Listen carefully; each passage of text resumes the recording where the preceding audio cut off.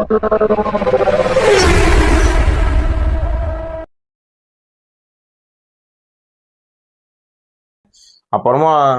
பின்னாடி கஷ்டப்படுறது நீங்க தாங்க. சரிங்களா? ஏன்னா வந்து லேடிஸ் நிறைய பேர்லாம் வண்டி வாங்க மாட்டாங்க. லேடிஸ் வாங்கினா புதுசு தான் வாங்குவாங்க. ஜென்ஸ் தான் எதுக்கு நம்ம ஜிஎஸ்டி கட்டணும், ரேட் அதிகமாக கொடுத்து வாங்கிட்டு திருப்பி விற்கும் போது கம்மி ரேட்டு தான் போகும். அது செகண்ட் வண்டி வாங்கிட்டு ஒரு ஆள் வித்துட்டு போனோம். யார் ஐடியா கொடுப்போம்? நம்மள மாதிரி ஜென்ஸ். நானே அப்படிதான் கொடுப்பேன். ஆனா லேடிஸ் வந்து என்ன பண்ணுவாங்கன்னா செகண்ட்ஸ் வண்டி வாங்க மாட்டாங்க, புது வண்டி தான் வாங்குவோம். நம்ம செகண்ட்ஸ் வண்டி வாங்கிட்டு பின்னாடி போய் ஒய்ஃப் கிட்ட சம்மடி வாங்குவீங்க. இம்மாதிரி தூக்கம் இருக்காது. வண்டி வாங்கிட்டு திரும்ப எங்க வண்டின்னு கேட்டா மெக்கானிக் ஷெட் நிக்குது, நான் எங்க போய் ஏமாந்து வந்தேன்னு சொல்லுவாங்க. வீட்டுல ஒய்ஃப் போட்டு ரொம்ப திட்டுவாங்க. இன்னைக்கு எல்லா டார்ச்சரோட ஒய்ஃப் டார்ச்சர் தான் ரொம்ப பெருசா இருக்கு, அது எல்லாருக்குமே தெரியும். அதனால வந்து வாங்குற வண்டியை பார்த்து பொறுமையா அவங்க வீட்டுல சொல்லுவாங்கலாம் கேளுங்க. வீட்டுல அம்மா ஒய்ஃப் தான் சொல்லுவாங்க, இந்த மாதிரி பொறுமையா பண்ணுங்க, அவசரப்பட்டு வாங்காதீங்க, நல்லா எல்லாம் வாரண்டி தர்றது நல்ல விஷயம், நிறைய டீட்டெயில் எல்லாம் பார்த்துட்டு பொறுமையா வாங்குங்க அப்படின்னு சொல்லுவாங்க. அதெல்லாம் கேளுங்க. நான் உண்மை எங்க அம்மா எல்லாம் சொல்லுவாங்க, நான்லாம் கேட்க மாட்டேன். என்ன பண்ணுவேன், ஆமா நீ வேற அப்படின்னு சொல்லி போவேன். ஆனா போற விஷயம் எல்லாமே தடங்களாயிருக்கு.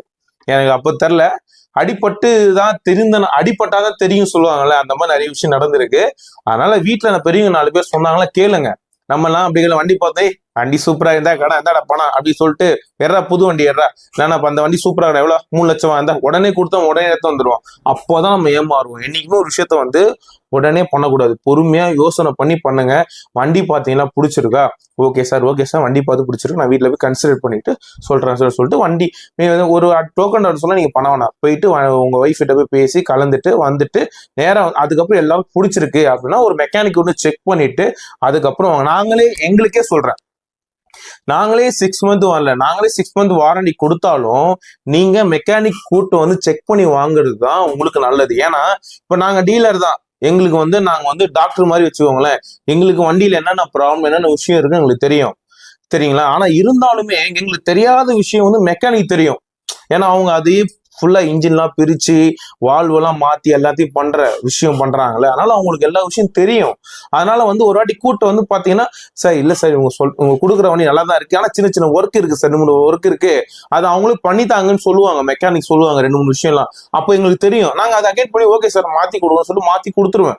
அதனால ஒரு விஷயம் வந்து ஒரு ஆள் வந்து அந்த வண்டியை பார்க்கும்போது தான் அந்த விஷயம் வந்து பெருசா தெரியும் நம்மளுக்கு.